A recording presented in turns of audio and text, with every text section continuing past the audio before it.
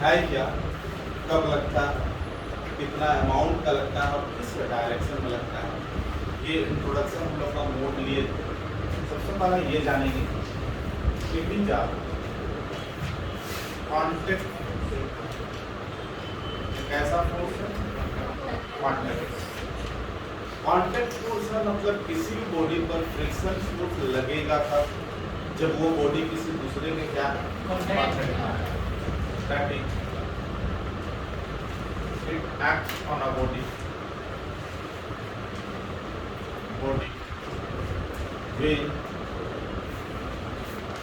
comes in contact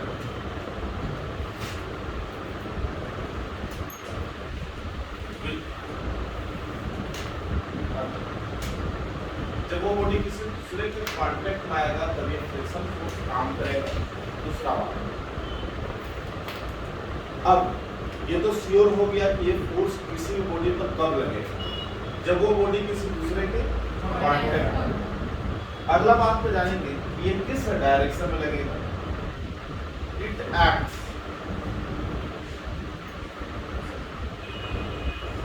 tangentially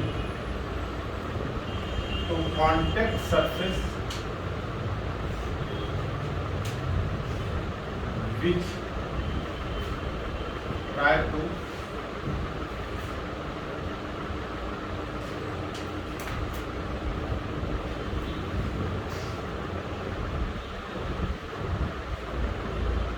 oppose the relative motion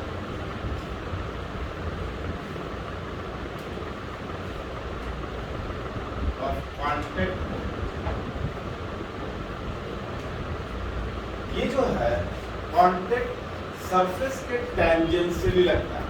normal reaction में contact force था, याद है, नॉर्मल रिएक्शन में कांटेक्ट हम लोग का फोर्स था, फ्रिक्शन भी हम लोग का क्या है, कांटेक्ट फोर्स है। लेकिन दोनों में डिफरेंस क्या है, जो नॉर्मल रिएक्शन होता है वो कांटेक्ट सरफेस के परपेंडिकुलरली लगता है और फ्रिक्शन फोर्स कांटेक्ट सरफेस के परपेंडिकुलरली लगता है। इसका काम क्या होगा, ये बहुत इंपॉर्टेंट चीज है कि ये क्या चाहता है, ये चाहता क्या, फ्रिक्शन फोर्स क्या चाहता है, ये रिलेटिव मोशन का अपोज करता है। बहुत सारे किताब में या बहुत सारे स्टूडेंट को मैं देखा हूँ कि friction oppose the relative motion, इस तरह का लाइन लिखते हैं। अगर इस तरह का लाइन लिखते हैं तो उसको कट करने का कोशिश करें। कभी भी फ्रिक्शन फोर्स मोशन का अपोज नहीं करता, वो रिलेटिव मोशन का अपोज करता है। बहुत सारे ऐसा केसेस है जहाँ पर फ्रिक्शन फोर्स क्या करता है, मोशन को प्रोड्यूस करता है।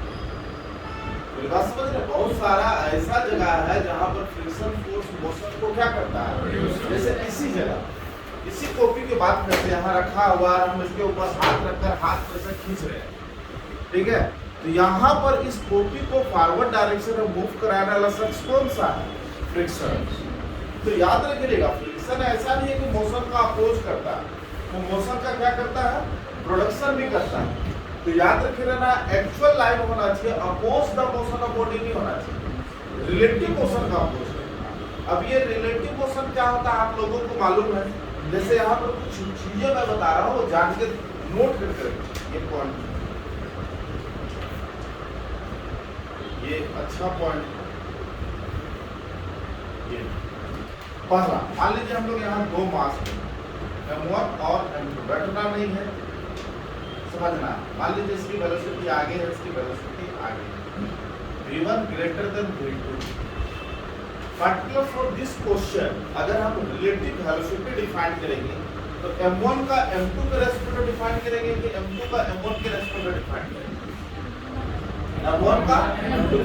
क्लियर है, जो डिफाइन करेंगे समझ आ रहा है। V1 को डिफाइन करेंगे तो कितना आएगा, V1 माइनस आएगा। अब यहाँ पर समझना है कि फ्रिक्शन का काम है रिलेटिव मोशन को गाइड करना, रिलेटिव मोशन का अपोज करना, मतलब रिलेटिव मोशन को गाइड करना, मतलब इसको क्या करना, जीरो करना। मतलब V1 को जीरो करना, मतलब V1 माइनस V2 को जीरो करना। और V1 माइनस V2 को जीरो करने का क्या तरीका, देखिए V1 यहाँ है ऊपर, V2 यहाँ। V1 माइनस V2 को जीरो करना मतलब V1 को नीचे करना और V2 को ऊपर करना, तभी दोनों बराबर हो। मतलब फ्रिक्शन चाहेगा V1 को कम करे और V2 को क्या करे। तो आप बताइए V1 को कम करना चाहेगा तो M1 पर फ्रिक्शन फोर्स किधर लगेगा, पीछे, और M2 पर फ्रिक्शन फोर्स किधर लगेगा, आगे। क्लियर है यहाँ पर? तो M1 पर पूछा जाएगा फ्रिक्शन किधर लगेगा, पीछे लगेगा। M2 पर फ्रिक्शन किधर लगेगा, आगे लगेगा। अच्छा क्वेश्चन बनने वाला है याद रख समय। फिर अगर हम लोग एक क्वेश्चन और ले लेते हैं यहाँ पर, या फिर हम लोग क्या कर लेते हैं, M1 ले लेते हैं, M2 ले लेते हैं, दोनों की वेलोसिटी V1 और V2 है, लेकिन इस बार V1 लेस देन V2। अब ये मैं जानना चाहूंगा यहाँ पर क्या डिफाइंड होगा, जिसको क्या करना चाहेगा फ्रिक्शन, जीरो। यहाँ पर चूंकि रिलेटिव मोशन सेकेंड का फर्स्ट के रेस्पेक्ट डिफाइंड होगा, M2 का M1 का रेस्पेक्ट डिफाइंड होगा, वो होगा V2 माइनस फ्रिक्शन क्या करना चाहेगा, इसको गायब करना चाहेगा। गायब करना चाहेगा मतलब V2 को कम करना चाहेगा, V1 को ज्यादा। V2 को कम करने का उपाय है यहाँ पर जो कॉन्टैक्ट सरफेस है, ये जो कॉन्टैक्ट सरफेस है, इस कॉन्टैक्ट सरफेस पर टेंजेंशियली कैसे काम करेगा, तो M2 पे टेंजेंशियली में कैसे काम करेगा, पीछे, और M1 पर। तो ये बहुत बड़ा कंफ्यूजन हो जाता है कि ठीक है कॉन्टैक्ट सरफेस पर टेंजेंशियली काम करता है, लेकिन टेंजेंशियली में दो पॉसिबिलिटी होता है। इस सरफेस पे टेंजेंशियली दो डायरेक्शन होता है, इधर भी इधर भी। तो हम इधर लगाएंगे या इधर लगाएंगे, कैसे श्योर करेंगे, समझ आया? फ्रिक्शन का काम है रिलेटिव मोशन को डैमेज करना, मतलब गायब कराना। याद रखिएगा जहां इस दो कॉन्टैक्ट बॉडी के बीच में रिलेटिव मोशन गायब हो जाए, रिलेटिव मोशन गायब होने का उपाय है, दो उपाय है, या तो दोनों रेस्ट हो जाए, या तो दोनों रेस्ट हो जाए रिलेटिव मोशन, या दूसरा तरीका है दोनों की वेलोसिटी सेम हो जाए, तब भी रिलेटिव मोशन नहीं होगा। तो याद रखिएगा फ्रिक्शन कब काम करना बंद कर देता है, जब दोनों बॉडी एक दूसरे के रिलेटिवली क्या हो जाए, रेस्ट पाए। और रिलेटिवली रेस्ट होने का दोनों या तो वेलोसिटी जीरो हो जाए, दोनों की वेलोसिटी सेम हो जाए। ये दो फिगर बताया है, जो ये दो फिगर आपको बताना ये चाह रहा है कि फ्रिक्शन फोर्स किस डायरेक्शन में लगता है कॉन्टैक्ट सरफेस के, फॉरवर्ड, बैकवर्ड, श्योर हुई। एक एग्जांपल और ले सकते हैं, लेकिन वो बहुत ही आसान होगा, लेकिन इसी कॉन्सेप्ट से लिंक करा दे रहा हूँ। M1 है, M2 ये आगे जा रहा है और ये इधर जा रहा है। इस पार्टिकुलर केस पर रिलेटिव मोशन हम किसी के रेस्पेक्ट में डिफाइन कर सकते हैं, कोई दिक्कत नहीं। कितना होगा, V1 प्लस V2, और इसको क्या चाहेगा, जीरो। क्लियर है? इस केस में हम इसका इसके रेस्पेक्ट में ले सकते हैं, इसका इसके रेस्पेक्ट में ले सकते हैं, ऐड होकर आता है रिलेटिव मोशन। फ्रिक्शन का काम है इसको डैमेज करना, जीरो करना। तो V1 प्लस V2 को जीरो करने के लिए V1 को भी जीरो करना होगा और V2 को भी जीरो करना होगा।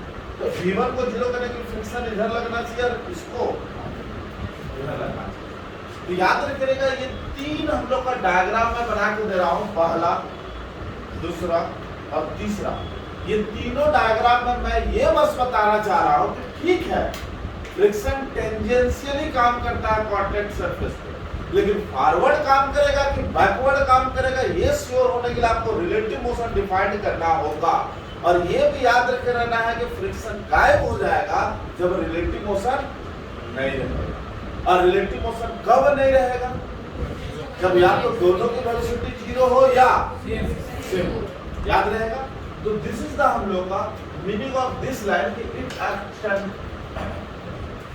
it acts tangentially to contact surface which oppose the relative motion of contact body। तो हमने दो चीज शेयर कर दिया, पहला ये फ्रिक्शन फोर्स किसी भी बॉडी पर लगता कब, जब कांटेक्ट में आता है। दूसरा मैंने ये भी शेयर कर दिया कि किस डायरेक्शन में लगता है और क्या चाहता है फ्रिक्शन। अब तीसरा इंपॉर्टेंट चीज जो बड़ा कंफ्यूज रहते हैं स्टूडेंट लोग कि कितना अमाउंट का लगता है।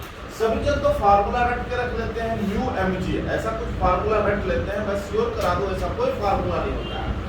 फ्रिक्शन फोर्स कांटेक्ट सरफेस के बीच में जो फ्रिक्शन फोर्स लगता है उसको निकालने के लिए म्यू mg या म्यू n निकालने का कोई फार्मूला नहीं होता, याद रखिए।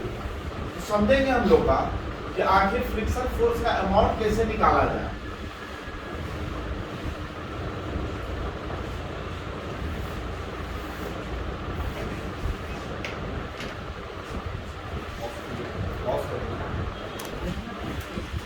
देखेंगे नेक्स्ट जो हमारा पॉइंट होगा यहाँ पर फ्रिक्शन फोर्स कितना अमाउंट के साथ किसी भी कॉन्टैक्ट सरफेस पे एक्ट करता है। तो याद रखिएगा सबसे पहला ये लाइन को कि it is a reaction force.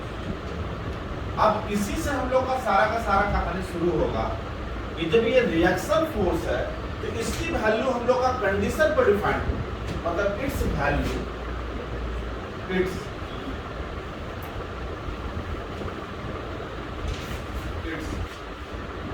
Value depends upon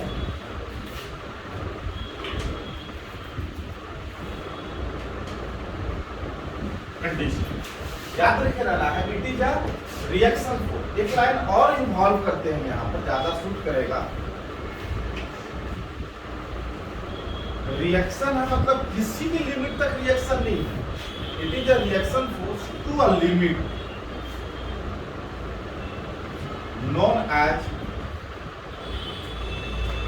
limiting reaction।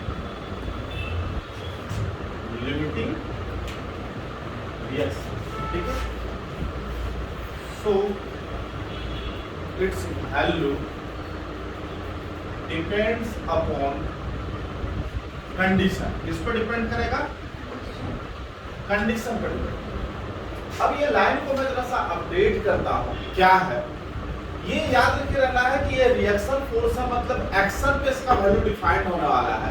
लेकिन इसका मतलब ये नहीं है कि ये हमेशा रिएक्ट करेगा, एक लिमिट पे जाकर रिएक्ट करना बंद कर देगा। जैसे आप रस्सी के केस में गए थे, ब्रेकिंग लिमिट के केस में गए थे, मैंने 5 लगाया था, रस्सी में भी हम लोग का टेंशन कितना हो गया था 5, मैंने 10 लगाया, रस्सी पर टेंशन 10।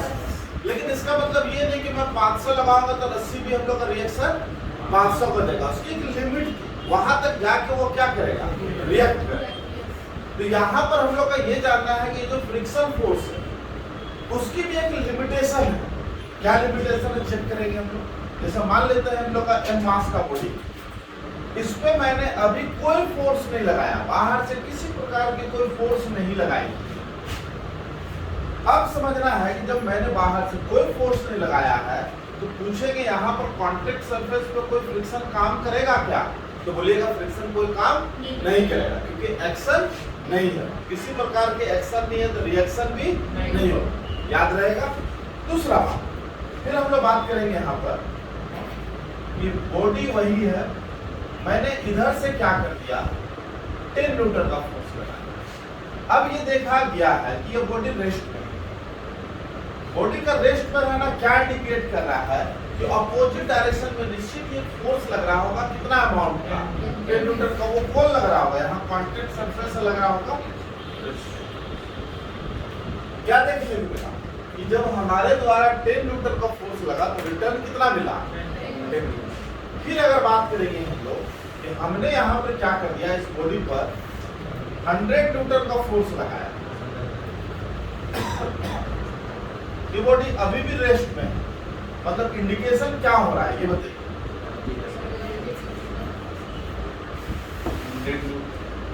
क्लियर है। फिर मैंने क्या किया, इस बॉडी पर 500 न्यूटन का फोर्स लगा दिया, अभी भी बॉडी क्या है? मतलब इंडिकेशन क्या है? फ्रिक्शन 500। समझने वाली बात है कि मैंने जैसा फोर्स लगाया रिटर्न, मतलब क्या देखने को मिला कि रिएक्शन फोर्स सेल्फ बैलेंस कर रहा अपने आप।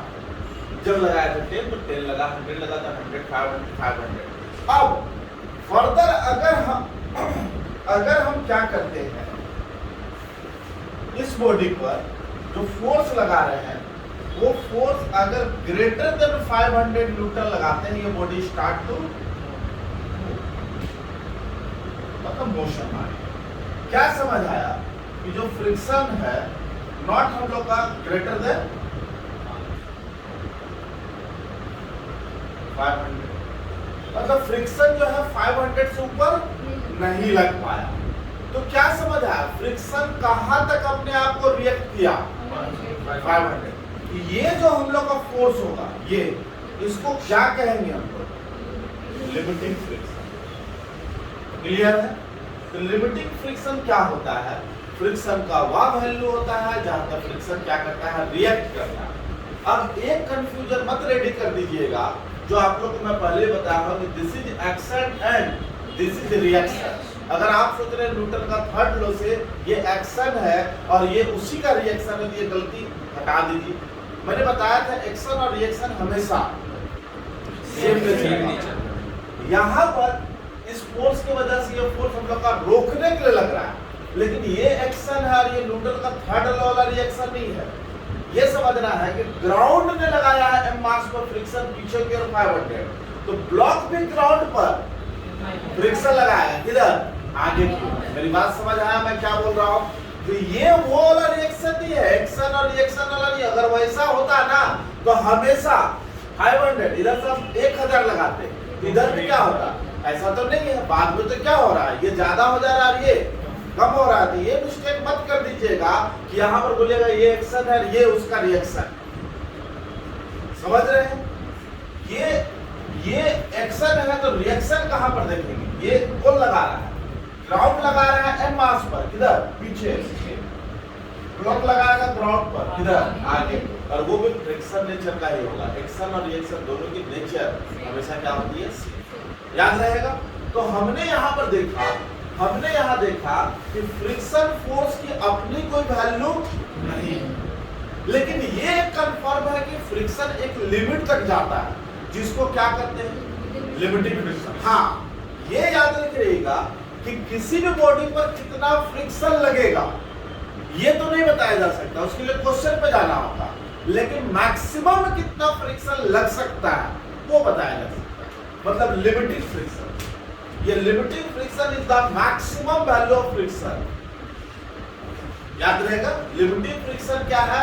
फ्रिक्शन का सबसे मैक्सिमम वैल्यू, इससे ज्यादा फ्रिक्शन नहीं लग सकता।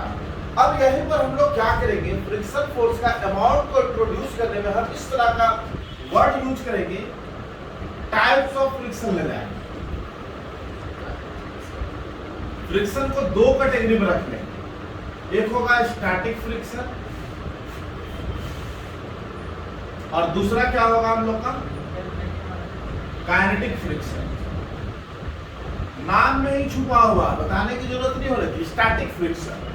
स्टैटिक फ्रिक्शन मतलब ये फ्रिक्शन कौन समय का फ्रिक्शन है? जब बॉडी रेस्ट में, मतलब अगर वो बॉडी रेस्ट में है और उस समय जो फ्रिक्शन लगता है, the friction which acts on a body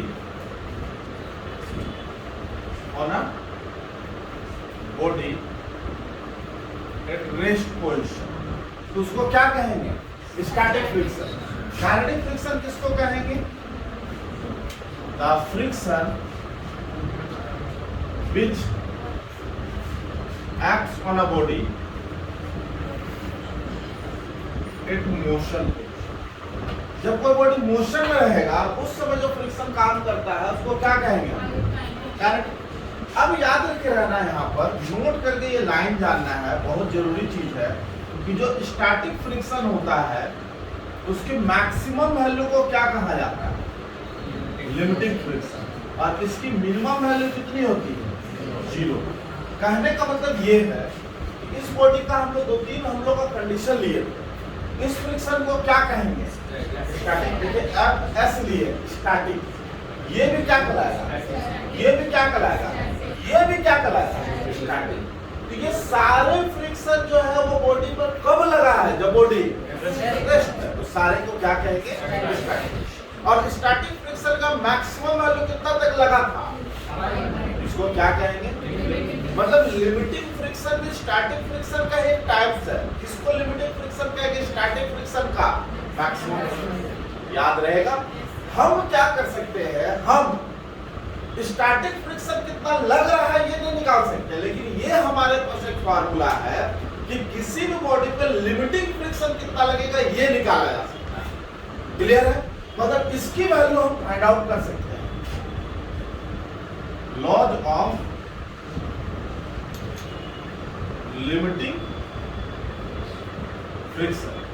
इसका बोलना ये है कि जो लिमिटिंग फ्रिक्शन होता है, not static friction, this is limiting friction, ये डायरेक्टली प्रोपोर्शनल होता है नॉर्मल रिएक्शन। क्योंकि आपको मालूम है फ्रिक्शन कैसा फोर्स है? Contact force.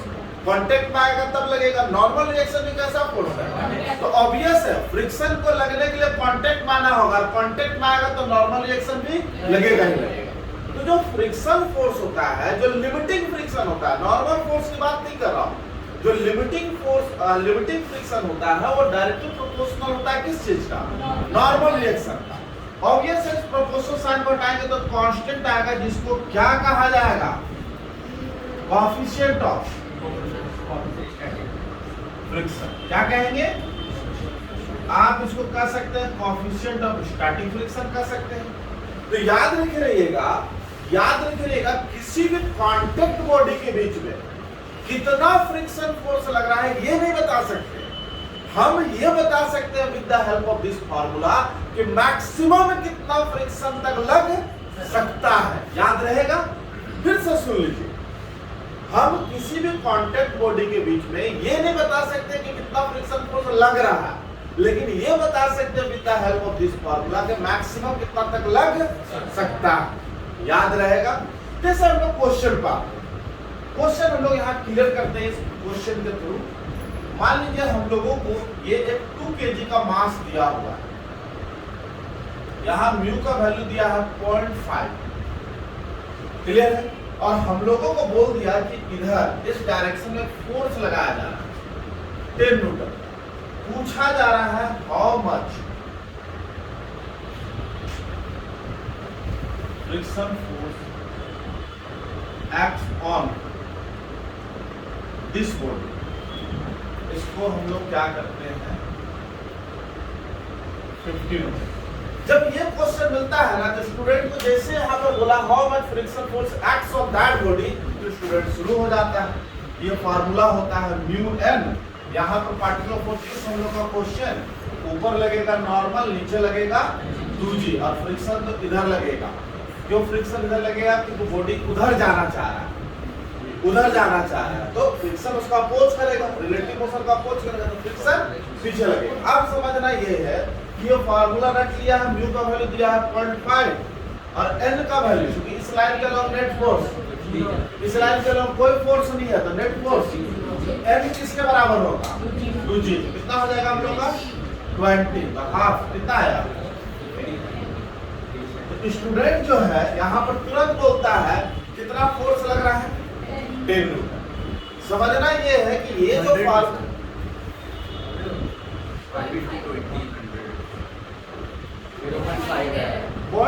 है, ठीक है। तो क्या निकला, ये जो फार्मूला से आपने जो फ्रिक्शन फाइंड आउट किया, this is not the friction acts on that body, this is the friction up to which it can act. मतलब यहाँ पर मैक्सिमम कितना फ्रिक्शन लग सकता था 10, हम लगा रहे हैं कितना लगा रहे हैं 50। मतलब क्या कंक्लूजन निकला कि बॉडी रेस्ट पर रहेगा कि मोशन में रहेगा, कॉमन सा बात है। और यहाँ फ्रिक्शन लगा कितना होगा, क्योंकि 10 से ऊपर तो जा ही नहीं सकता फ्रिक्शन, समझ आया। अब पूछा जा सकता है यहाँ पर एक्सेलरेशन कितना होगा, तो बताइए नेट फोर्स कितना हुआ अलोंग द मोशन 50 माइनस 10 40 बटा 2 कितना आया, समझ आया। फिर हम लोग एक क्वेश्चन लेते हैं, इसी में फिर एक क्वेश्चन हमने लिख किया, वही क्वेश्चन है कि 2 kg का हम लोग का बॉडी है, म्यू का वैल्यू 0.5 है, और इधर से हम लोग का एफ लगा है 5 न्यूटन। पूछा है how much friction acts on that body. पहला क्वेश्चन ये पूछा है, और दूसरा क्वेश्चन पूछा है एक्सेलरेशन ऑफ बॉडी। तो स्टूडेंट का अटेम्प्ट क्या है, देख लीजिए अटेम्प्ट क्या है। वो लोग क्या करेगा, free body diagram normal 2g, friction इधर लगेगा, और फ्रिक्शन का वैल्यू निकालने के लिए फार्मूला यूज किया म्यू है, तो म्यू का वैल्यू 0.5 और इनका वैल्यू कितना आया 10 न्यूटन। मतलब ये लगा 10 न्यूटन लगा, तो बॉडी किधर जाएगा 10 माइनस 5 कितना हुआ 5 equal to 2 equal to 2.5 metre per second square. बड़ा खुश हुआ ये क्वेश्चन आंसर गलत है। कहाँ गलती हो गया, हमने तो ठीक अटेम्प्ट लिया था। समझने वाली बात है, ये जो फार्मूला से फ्रिक्शन निकाला था, this is not the friction acts on that body. ये तो मैक्सिमम यहाँ तक लग सकता है, अब इतना लग रहा है या नहीं लग रहा है, ये तो रिएक्शन टाइप का फोर्स है। मतलब फ्रिक्शन का नेचर क्या है? फ्रिक्शन मैक्सिमम 10 न्यूटन तक लगा सकता है और फ्रिक्शन की टेंडेंसी है कि वो रिलेटिव मोशन को प्रोड्यूस नहीं होने देना चाहता है। मतलब इधर से 1 लगा तो फ्रिक्शन जाएगा 1 लगा, उससे ज्यादा रिएक्शन टाइप का नेचर। 2 लगा 2, 3 लगा 3, 4 लगा 4, 5 लगा 5। क्लियर है यहाँ तक? 5 लगा इधर तो फ्रिक्शन 10 नहीं लगेगा, ये 10 तो मैक्सिमम है, यहाँ तक लग सकता है। लगेगा कितना? बहुत जन ऐसा करता है, उससे निकाल लेगा 10 और 10 इधर दिखा दिया, 5 उधर लग रहा तो बॉडी किधर चला गया? इधर। ऐसा नहीं होगा, फ्रिक्शन कभी भी इससे बड़ा नहीं हो सकता। फ्रिक्शन की टेंडेंसी क्या है समझिए, फ्रिक्शन तब तक चाहेगा जब तक इसकी कैपेबिलिटी है रिलेटिव मोशन को प्रोड्यूस नहीं होने देना चाहे। ये नहीं कि यही मोशन को प्रोड्यूस करते। समझ आया? ये गलत है, ये गलत है। यहाँ पर कितना लगेगा फ्रिक्शन? समझ आया इस चीज को? मिस्टेक नहीं होना चाहिए। अपडेट है, लेकिन वही अगर यहाँ पर 50 लगता, अपडेट से ज्यादा यहाँ तक कैपेबिलिटी फ्रिक्शन की 10 तक थी, 10 तक लगता तो बॉडी को रोकता, 10 से ऊपर लग गया तो क्या हो गया? समझ आ रहा है? लिखेंगे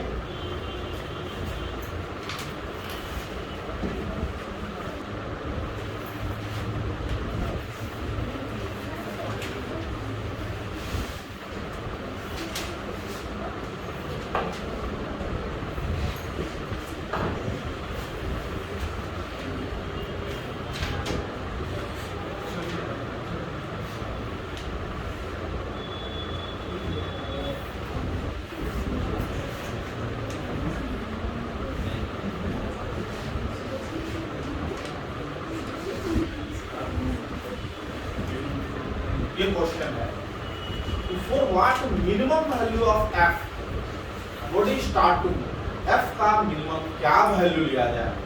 यहाँ कोएफिशिएंट ऑफ फ्रिक्शन म्यू दिया हुआ है, तो बॉडी स्टार्ट टू मूव। तो आपको समझना है यहाँ बॉडी पर कौन कौन सा फोर्स लगेगा? mg और पीछे की ओर। मैं बताया कि ये फ्रिक्शन क्या चाहता है? रिलेटिव मोशन को प्रोड्यूस नहीं होने दे। मतलब ये तब तक कोशिश करेगा जब तक इसकी कैपेबिलिटी है। इसकी कैपेबिलिटी क्या बोलती है? फ्रिक्शन। इसकी लिमिटिंग वैल्यू कितनी होगी? म्यू एन की वैल्यू किसके बराबर है? Mu mg। मतलब लिमिटिंग फ्रिक्शन की वैल्यू म्यू mg है। मतलब फ्रिक्शन मैक्सिमम कितना तक लग सकता है? तो ये चाहेगा कि इसको रोक कर रखे। तो आप बताइए कब तक रोक के रखेगा? जब तक बाहरी force, external force mu mg के बराबर होगा। म्यू mg से जहां ज्यादा लगेगा बॉडी क्या हो जाएगा? तो आप बॉर्डर की बात करते हैं, याद रखिएगा ये बार बार यूज होगा, मिस्टिंग नहीं होना चाहिए यहाँ पर। जैसे ये m मास होता है, इधर की ओर F फोर्स लग रहा है, पीछे की ओर मान लेते हैं हम लोग का 10 न्यूटन का फोर्स लग रहा है। पूछेगा मिनिमम कितना फोर्स लगाया जाए कि ये बॉडी स्टार्ट टू मूव। मेरी बात को सुनिएगा, मिनिमम कितना फोर्स लगाया जाए? Minimum value of F for which body start to move. ये एक दो लाइन यहाँ पर यूज करेंगे। एक लाइन तो ये है कि मिनिमम एफ का वैल्यू क्या लिया जाए जिसके लिए बॉडी मोशन में आ जाए, मूव करने लग जाए। तो हम मान लेते हैं एफ का वैल्यू इतना ही लेने पर बॉडी मोशन में आ जा रहा है। तो बॉडी को मोशन में लाने के लिए हमको इक्वेशन सेट कीजिए, F minus 10 along the net force, F minus equal to mass into acceleration। F का वैल्यू कितना आया? अब हमको ये जानना है कि F का मिनिमम वैल्यू निकालना है, तो A का वैल्यू क्या लिया जाए? तो ऑब्वियस है A का वैल्यू 0 लेने के क्या बात, ये बॉडी मूव नहीं करेगा? क्या करेगा? A का F का मिनिमम ले रहे हैं, F का वैल्यू किस पर डिफाइंड हो रहा है? A के ऊपर। अगर हम लोग यहाँ पर देखेंगे A का वैल्यू कम लेंगे तो F का वैल्यू भी, A का वैल्यू ज्यादा लेंगे F का वैल्यू भी ज्यादा होता है। F का सबसे मिनिमम वैल्यू निकालना है तो A का भी सबसे मिनिमम पॉसिबल वैल्यू निकालना है। तो A का सबसे मिनिमम पॉसिबल वैल्यू क्या लिया जा सकता है? जिसके लिए बॉडी मूव करे? जीरो। अगर ए का वैल्यू जीरो लेगी तो क्या बॉडी मूव कर सकता है? हाँ, मूव कर सकता है। कैसे मूव कर सकता है? कांस्टेंट वेलोसिटी से। याद रखिएगा मिनिमम वैल्यू 10 लेंगे और हेंस बॉडी मूव्स विद। ये ध्यान दीजिएगा, बार बार नहीं करेंगे, बार बार फास्ट करना होगा कि कभी भी कोई भी बॉडी पर बैकवर्ड फोर्स 10 न्यूटन और फॉरवर्ड डायरेक्शन में हमको मिनिमम फोर्स पूछा जा रहा है जिसके लिए बॉडी स्टार्ट टू मूव, तो कितना लगा देंगे body start to move? Same. पीछे 10 है तो आगे भी 10 लगाएंगे तो बॉडी क्या होगा? मूव करना स्टार्ट होगा। लेकिन कैसे मूव करेगा? एक्सेलरेट करेंगे कि कांस्टेंट वेलोसिटी? अगर पीछे 20 लगता, पीछे 100, समझ आया? एक कॉन्सेप्ट ये ध्यान रखिए। दूसरा कॉन्सेप्ट कि बोला जा रहा है इसी क्वेश्चन में बोला जा रहा है for what maximum value of F body remains at rest. ध्यान देने वाली बात है, इस बार बोला जा रहा है एफ की मैक्सिमम वैल्यू क्या लिया जाए। इस क्वेश्चन में एफ की मैक्सिमम वैल्यू क्या लिया जाए जिसके लिए बॉडी क्या है? रेस्ट। तो बॉडी रेस्ट में तभी रह सकता है जब इधर लगने वाला फोर्स और इधर लगने वाला फोर्स दोनों क्या हो जाए? बराबर हो जाए। तो बताइए बैकवर्ड फोर्स कितना है? तो एफ का वैल्यू 10 ले लेंगे, बॉडी क्या हो जाएगा? रेस्ट। बड़ा गड़बड़ बात हो रहा है। मैं दिखा रहा हूँ कि 10 न्यूटन लगा रहा हूँ तो बॉडी रेस्ट में भी रह रहा है, और 10 न्यूटन लगा रहा हूँ तो बॉडी मोशन में भी। समझना ये है वो बिन पेदी का लोटा वाला बात सुने हैं, जिधर मौका मिला उधर उड़क गया। मेरा घर जो है वो लालपुर और कोकर डिवीजन के बीचों बीच है, और मेरा घर से इधर जो है लालपुर है, इधर से कोकर है। मेरा घर में क्या है, बिजली जो है ऐसा कि मैं जब चाहूँ तब जिस एरिया में हुक कर सकता हूँ। देख रहा हूँ लालपुर एरिया में लाइट अच्छा आ रहा, तो हम क्या कर लिए, हुकिंग इधर कर लिए, डोमिनेंसी। फिर देख रहे हैं लालपुर में लाइट कटा हुआ, कोकर में लाइट है, तो हम निकाले इधर डाल दिए। तो कहना मैं ये चाह रहा हूं इस एग्जांपल से कि आपको क्वेश्चन का टोन देखना होगा, डोमिनेंसी देखना होगा। बॉडी को मूव कराना है कि बॉडी को रेस्ट में लाना है। ये बॉर्डर पॉइंट है। जैसे कहने का मतलब 1 केजी चावल है, एक दाना बढ़ा दे या एक दाना घटा दे, बात तो मेजरमेंट में वही रहेगा, मतलब एग्जैक्ट करना ये चाह रहे हैं। यहाँ पर एफ में हम लगाए, यहाँ पर बोल रहे हैं मिनिमम कितना चाहिए? 10, लेकिन 10 में एक दाना चावल का एक्स्ट्रा बढ़ा है, लेकिन मेजरमेंट में क्या बोल रहे हैं? 10 बोल रहे हैं। तो हमको डोमिनेंसी देखना। कभी भी याद रखिएगा, पूछेगा मिनिमम कितना फोर्स लगाए कि बॉडी स्टार्ट टू मूव, उतना ही लगाइएगा। लेकिन आपको पर्सनली समझना है कि यहाँ पर 10 प्लस एक दाना और बढ़ा है, लेकिन मेजरमेंट में क्या बोलेंगे? 1 केजी चावल बोलेंगे कि नहीं? यहाँ पर और what maximum value of the body remains at rest, इसमें भी क्या बोलेंगे? 10 न्यूटन। तो आपको जैसा क्वेश्चन का टोन होगा उसके अकॉर्डिंग हो, क्योंकि ये 10 न्यूटन जो है बॉर्डर पोजीशन पर, बॉडी पर नीचे 100 न्यूटन लग रहा है, बॉडी पर मैक्सिमम ऊपर का डायरेक्शन में कितना फोर्स लगाएगा बॉडी एट रेस्ट? 100 न्यूटन। 100 ही बोलेंगे मिनिमम कितना फोर्स लगाएगा body just start to move, तभी क्या बोलेंगे? याद रहेगा, ये बार बार करूंगा। अब जैसा कि यहाँ पर इस क्वेश्चन को 2 लाइन बार बार यूज होगा, अपडेट रखिएगा। इस पर बात करते हैं। हम बोले थे फ्रिक्शन की टेंडेंसी है तो वो बॉडी पर तब तक उसको रोक के रखता है, तब तक उसमें रिलेटिव मोशन प्रोड्यूस नहीं होने देता है जब तक उसकी कैपेबिलिटी है। और यहाँ फ्रिक्शन की कैपेबिलिटी कितनी है? Mu M g. तो ये क्या करेगा? अगर फॉरवर्ड डायरेक्शन में म्यू एम जी लग रहा है तो इसको क्या करेगा? रोक के रखेगा। तो बताइए for what minimum value of a body start to move, F का मिनिमम क्या वैल्यू ले कि body just start to move? तो म्यू एम के लगेगा तो रुका हुआ, तो म्यू एम जी तो बॉर्डर पॉइंट है, तो मिनिमम कितना फोर्स लगा दे? तो म्यू एम जी से एक दाना ज्यादा, मतलब बोलेंगे मेजरमेंट में कितना? तो पूछा जाएगा यहाँ क्या लिखिएगा? यही आंसर होगा। पूछेगा इस बॉडी पर मैक्सिमम कितना फोर्स लगाया जाए कि बॉडी रिमेन्स एट रेस्ट, तब भी आंसर, क्योंकि बॉर्डर पोजीशन याद रहेगा। अब इसकी हाई लेवल पे क्वेश्चन आती है। ये तो समझ आ गया कि हमको backward force mu M g है तो फॉरवर्ड भी म्यू एम जी लगाएंगे तो बॉडी रुका हुआ भी रहेगा और बॉडी स्टार्ट होने का टेंडेंसी को भी आ जाएगा। अब जैसा क्वेश्चन का टर्न होगा वैसे फॉरवर्ड करेंगे।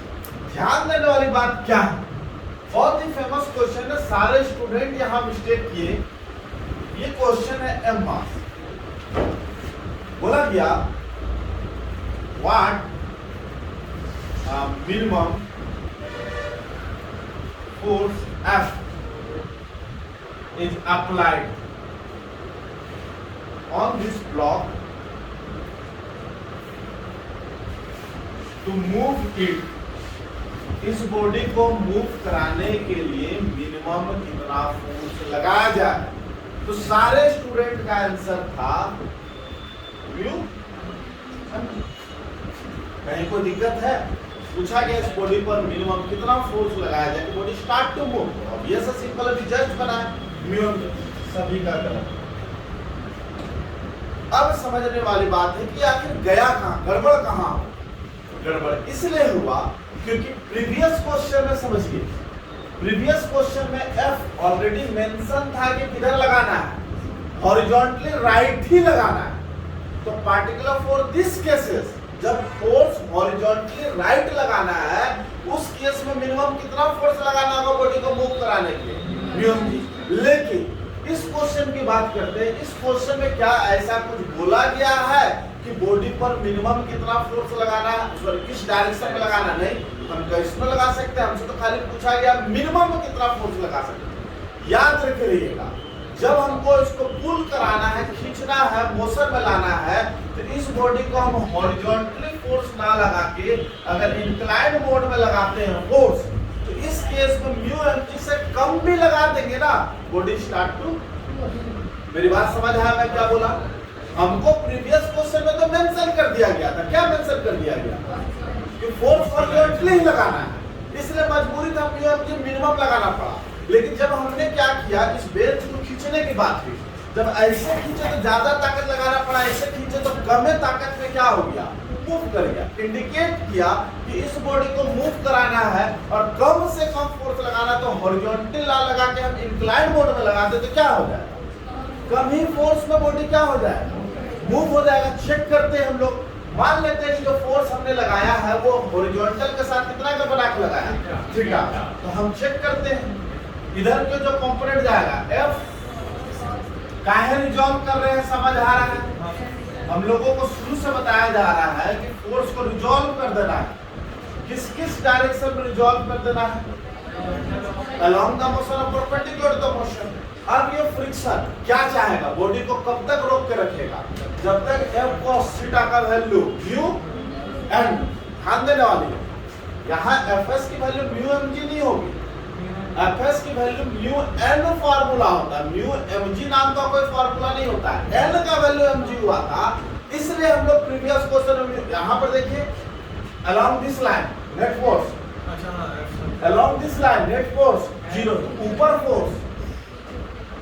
फोर्स कौन है, n plus f sin theta, और नीचे कौन सा फोर्स है, n का वैल्यू कितना है, mg माइनस साइन थीटा। तो बताइए पीछे के फ्रिक्शन मैक्सिमम कितना लग सकता है, FL कितना लग सकता है, म्यू एन। और बॉडी स्टार्ट कब करेगा, जब F cos थीटा का वैल्यू या तो म्यू एन के बराबर हो या उससे, मतलब body start to move if F cos theta greater और इक्वल टू क्या होगा, mu N, greater equal to mu N, N की value mg minus f sin theta, इधर क्या डालते हैं F cos थीटा। सॉल्व कर लीजिए, F की वैल्यू जब ऐसा निकालेंगे, सॉल्व खुद से कर लीजिए, तो इतना आ जाएगा cos theta plus mu sin theta. मतलब बॉडी मूव कर सकता है जब अप्लाइड फोर्स की वैल्यू म्यू mg बटा cos theta plus mu sin theta से बड़ा हो या इक्वल हो। तो बताइए F का मिनिमम वैल्यू कितना चाहिए, म्यू mg बटा cos theta plus mu sin theta. देखिए ना, पहले जो हमको हॉरिजॉन्टल लगाना पड़ा था उस समय कितना लगाना पड़ा था, अब कितना लगाना पड़ रहा है, म्यू एम जी में ये डिवाइड कर रहे हैं तो म्यू एम जी से कम हो जा रहा है। मतलब समझने वाली बात है कि हम म्यू एम जी से कम ही लगाए तो बॉडी क्या हो गया, मूव कर गया। ये समझना है कि क्यों इस बेंच को खींचते हैं। तो हम ऐसे करके खींचेंगे ज्यादा ताकत लगेगा, ऐसे करके खींचेंगे कम ताकत लगेगा। समझ आ रहा है इस चीज को। और कितना कम ही फोर्स लगा के हम बॉडी को क्या करा दिए, मूव करा दिए। अपडेट रहेगा। इसमें भी ध्यान देने वाली बात है, इसमें भी ध्यान देने वाली बात है कि एफ की वैल्यू है mu M g by cos theta plus mu sin theta. इतना तो समझ आ चुका होगा कि थीटा का सिलेक्शन करने के बाद बॉडी पर कम फोर्स लगाना पड़ता है। तो पूछा जाता है कि थीटा का क्या वैल्यू सेलेक्ट किया जाए। ये थीटा का फेमस रिजल्ट है जो मैं रटूंगा। ये थीटा का क्या सिलेक्शन किया जाए कि ये फोर्स सबसे छोटा वैल्यू, ऑब्वियस है थीटा का सिलेक्शन में फोर्स कम हो रहा है, म्यू एम जी से कम हो रहा है। तो बोला जा रहा है कि थीटा का कोई ऐसा पार्टिकुलर वैल्यू है जिसका सिलेक्शन के बाद फोर्स सबसे छोटा हो जाता है। कैसे निकालेंगे, यहाँ पर चेक करेंगे। ये फोर्स क्या है, हमको टॉपिक दे रहे हैं force what value of theta. Theta का क्या वैल्यू लिया जाए फॉर विच फोर्स इज। इतना तो हमको समझ आ गया। क्या समझ आया कि हॉरिजॉन्टली खींचने से म्यू एम जी लगाना पड़ेगा और इंक्लाइंड खींचेगा तो म्यू एम जी से कम लगेगा। तो इंक्लाइंड में थीटा क्या सेलेक्ट किया जाए कि फोर्स सबसे कम हो जाए। तो आप चेक कीजिए एफ किस चीज का फंक्शन है, एफ किस चीज का फंक्शन है, थीटा का। Mu constant m g constant theta variable है, क्योंकि हम बोल रहे हैं थीटा का क्या सिलेक्शन किया जाए। तो आप अगर डिफरेंशिएशन पढ़ते हैं, मैक्सिमम मिनिमम नाम का एक कॉन्सेप्ट होता है वो पढ़ते हैं, जिसमें बताया जाता है कि y अगर x का फंक्शन है और y का मैक्सिमम वैल्यू निकालना है, y का मिनिमम वैल्यू निकालना है, तो क्या अटेम्प्ट होता है, डिवाइड बटा dx। हम क्या निकालते हैं और उसको 0 के बराबर करते हैं। यहाँ से x का वैल्यू निकालते हैं जिसमें एक पॉइंट मैक्सिमम पॉइंट होता है, एक point. This is the way. अगर जानते हैं तो ठीक है, नहीं जानते तो स्किप करेंगे। यहाँ पर f किस चीज का फंक्शन है, तो हमको f को किसके टर्म्स में डिफरेंशिएशन करना होगा, थीटा। मतलब डिफरेंशिएशन करना होगा mu M G divided by cos theta plus इसको किसके रेस्पेक्ट में, थीटा, और इसको 0 के बराबर करेंगे। जब इसको डिफरेंशिएट करके 0 के बराबर करते हैं तो आता है tan theta equal to mu. खुद से कीजिए, theta equal to tan inverse mu आता है। जब इसको आइडेंटिफाई करते हैं तो यह आता है मिनिमम पॉइंट। क्या आता है, मिनिमम पॉइंट। मिनिमम पॉइंट करने का मतलब थीटा का अगर इस फार्मूला से सिलेक्शन करते हैं तो जो कॉरेस्पॉन्डिंग हम लोग का फोर्स होगा वो सबसे कम होगा। मेरी बात समझ रहे हैं। अगर हम इस फार्मूला से थीटा का सिलेक्शन करते हैं तो फोर्स सबसे मिनिमम हो, उससे छोटा फोर्स हो ही नहीं सकता। मान लीजिए जिसको हम फार्मूला में सेट करना चाहते हैं तो बताइए, चूंकि tan theta equal to mu selection करते हैं, इस फार्मूला से सिलेक्शन करते हैं तो फोर्स मिनिमम होता है। तो आप बताइए ट्रिगोनोमेट्री के हेल्प से tan theta equal to mu, तो sin थीटा और cos थीटा निकाल सकते हैं कि नहीं निकाल सकते हैं। sin थीटा का वैल्यू कितना हो जाएगा, mu divided by root under 1 plus mu square. cos theta का value 1 divided by root under 1 plus mu square. तो बताइए f का मिनिमम वैल्यू क्या होगा, mu M G divided by cos theta. cos theta, तो cos थीटा में theta का value कहां से सेलेक्ट करेंगे कि फोर्स मिनिमम होगा, यहां से होगा। यहां से अगर थीटा का वैल्यू हम पिक करके डालते हैं वो फोर्स वाला फार्मूला में, ये वाला फार्मूला में, ये वाला फार्मूला में थीटा का वैल्यू, तो फोर्स क्या हो जाएगा। तो बताइए थीटा का वैल्यू क्या सिलेक्ट करेंगे, कहां से सिलेक्ट करेंगे, tan थीटा का वैल्यू से। tan थीटा का वैल्यू मतलब sin थीटा का वैल्यू कितना लेंगे और cos थीटा का वैल्यू तो कितना होगा, f का minimum value mu M g cos theta. cos theta मतलब रूट अंडर, फिर mu into mu divided by root under 1 plus mu square. Finally solve किए तो mu M G divided by कितना हो जाएगा, घटना है। तो this is the as far as minimum possible value. इससे छोटा वैल्यू नहीं हो सकता। और ये पूछा जा सकता है इस क्वेश्चन में, हाई लेवल में पूछा जा सकता है ऐसा देखिए कि थीटा का वैल्यू क्या लिया जाए कि फोर्स सबसे छोटा हो। कौन सा फॉर्मूला रट के रखेंगे? tan theta equal to tan theta को कहां से आया है? मैक्सिमम मिनिमा से आया है। नहीं जानते मैक्सिमम मिनिमा, अभी छोड़ दीजिए, रट के रख लीजिए। ये याद रखिए मैक्सिमम मिनिमा का फंक्शन होता है। tan theta equal to new formula use करेंगे, थीटा का सिलेक्शन हो जाएगा जिसके लिए f क्या हो। सबसे इंपॉर्टेंट चीज है, सबसे इंपॉर्टेंट ये चीज है कि फोर्स का वैल्यू को मिनिमम रखना है तो हॉरिजॉन्टली खींचेंगे, इंक्लाइन खींचेंगे। इंक्लाइन खींचने से फोर्स क्या लगा? म्यू एम जी से कम लगा। क्लियर है? मान लीजिए कि एग्जांपल सेट कर देते हैं ना, न्यूमेरिकल आपको आसान दिखेगा थ्योरेटिकल के टर्म्स में। मान लीजिए ये क्वेश्चन है, ये 2 kg का बॉडी है, इसमें म्यू का वैल्यू हम लोग को 0.2 ऐसा दिया होगा। पूछेगा 2 क्वेश्चन, in which direction